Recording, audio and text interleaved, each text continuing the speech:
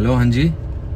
हाँ बेटे आशीष किधर है? गाड़ी चला रहा है? हाँ जी। सुन मेरे बच्चे, ये है ना अपार्टमेंट में कह रहे हैं कि साइंटिस्टों ने कुछ ऐसा निकाला है फॉर्मूला जिसमें झिंगूर के पेशाब की एक दो बूंदे भी अगर पानी में डाल दो ना तो वो डीजल का काम करती है। तो कुछ पता है इसके बारे में? नहीं, मुझे ऐसा कुछ नहीं पता है। कौन सी फालतू बकवास कर रहे हैं लोग। अच्छा, ये लोग तो कह रहे हैं आपके बेटे आशीष को शायद मालूम है।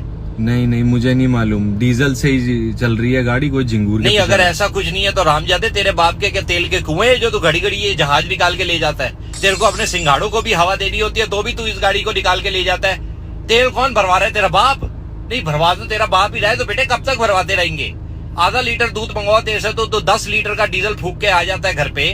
अपने पजामे का कच्चे का तुम्हें होश नहीं है। गाड़ी तुम आंख बंद करके भी ऐसे चलाना शुरू कर देते हो।